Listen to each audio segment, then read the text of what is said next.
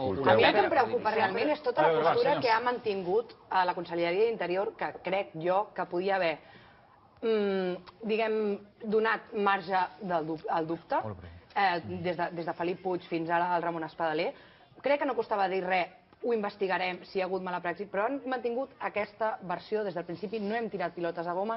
Ara, com es demostri si hi ha sentència en ferm, hauran de dimitir, bàsicament, perquè és que si tu t'arrisques de tal manera a posar la mà al foc per aquestes coses, perquè a més són els primers que estan fent un flac favor als Mossos, perquè sempre estan dient és que es criminalitza el cos de Mossos.